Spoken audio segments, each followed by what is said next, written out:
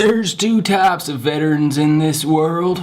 Those who separated and those who retired. What's the difference between someone who separated from the military and someone who retired?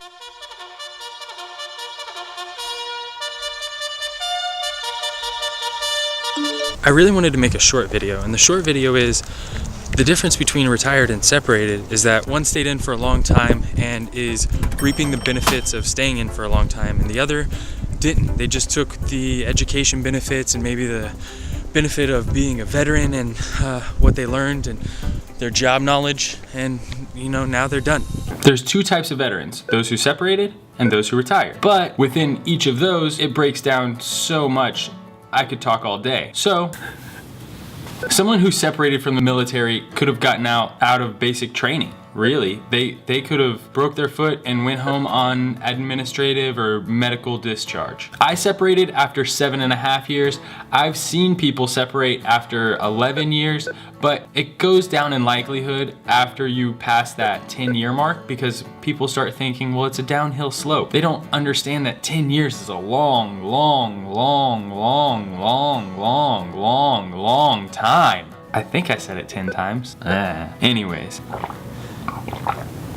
If you look on DFAS, which is the Defense Finance and Accounting Service website, they are the one that you reference pretty much anytime you're in the military and you need to figure out something with your pay. So if you look on their website, they're the best definition for what retirement really is. Regular retirement is completed 20 years of active service. Reserve retirement is reservist with 20 years of active service who has reached age 60. So they were in the reserve for 20 years and they're 60 years old. Now they start getting to collect. There's also some really interesting ones that I didn't know about until I actually looked this up. Temporary disability retirement list. Temporary disability rating placed on retirement rolls by members' branch of service for a max of 5 years. Then there's also the permanent disability retirement list. There's also 2 other temporary retirement authorities or programs. You didn't have to actually complete 20 years to be able to retire. There was a 15-year mark that they did from 1993 to 2001, and then they re-implemented it in 2012, and now it's actually supposed to go until 2025. You have to do at least 15 years, but between 2012 and 2025, this program is expected to end December 31st of 2025. Any future use will have to be approved by Congress. So there is a program out currently that I actually didn't know about until just now that I looked it up. It was implemented right about that time that I was getting out. I'm really glad I didn't know about it because it might have influenced me and what I did in my future. So I'm really glad that it didn't. But if you are facing, those 15 years, if you're in that 15 to 20 year mark and maybe there's an overmanning in your situation, maybe you can do a temporarily early retirement. I can't tell you how much you'll get. That is all based on salary and the need for maintaining force readiness. So that is something that is there. But that is retirement. It's based on your time. There's also a medical retirement, so you can get medically discharged. Maybe you fit into a retirement situation because you were retired for a different reason. In general, a veteran is going to have a DD-214. That DD-214 is always going to dictate whether you were retired or separated.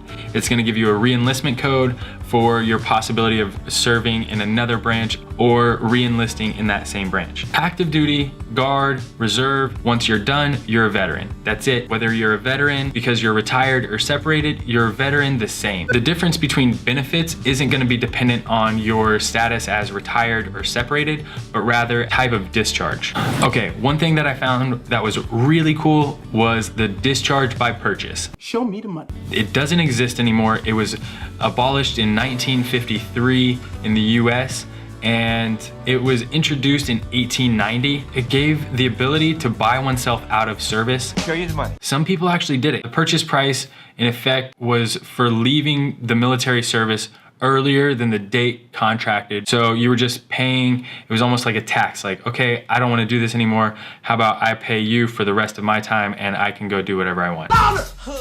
Show me the money. Maybe you won the lottery, so you just want to fork over a little bit and then you're, on your way. Maybe you opened a business and it's rocking, you've made a killing and you're able to, pay your way out, but they abolished that in 1953. So sorry. Another one that I found that was really interesting was a blue discharge, or a blue ticket discharge, was a form of administrative discharge between 1916 and 1947. It was called a blue ticket or a blue discharge because the paper that it was written on was always blue. Blue discharges were definitely disproportionately given to homosexual and African Americans. It was a way to get someone out of the military, out of your unit, without actually having to give them a reason, really. It was just saying, we think that you're a homosexual, so get out of the military. They stopped doing it, and they tried to reclass what types of discharges there were. You can actually get your discharge changed. If you get out for any sort of reason other than honorable, then you can get your discharge changed. You just have to appeal to your specific branch and go through the process of trying to get back some of those benefits maybe. It's not easy, but it's possible. You can actually go on the website below. It gives you the specific discharge requirements for all the different types of benefits. Discharge requirements for the compensation benefits, pension benefits, education benefits, home loan benefits, insurance benefits. For compensation benefits, you have to have something other than dishonorable.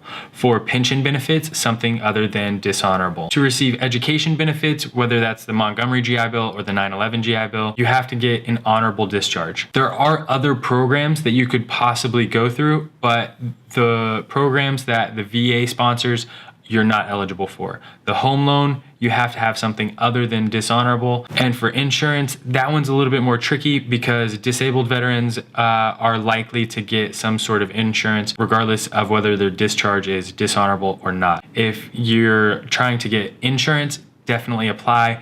It's possible. The link's below if you want to check out for yourself what the requirements are for your specific benefit that you're looking for. This was supposed to be a short video because it's just the difference between separated and retired, but you can break those down so much. So I wanted to give you some better information than just one's a long time and one's a short time, because that's not really useful.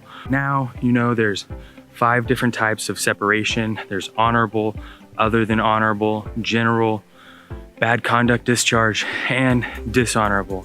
And if you need more information, there's links below. Check them out. I've got t-shirts if you're interested. Please don't leave without a subscribe or a follow. DM me if you have any questions, if you'd like to see an episode about something specific. I'm definitely going to be doing one in the near future on some more veteran news that I've seen. And yeah, thanks for watching. My name's Scott. You're watching Regular Veteran. I'll see you on the internet.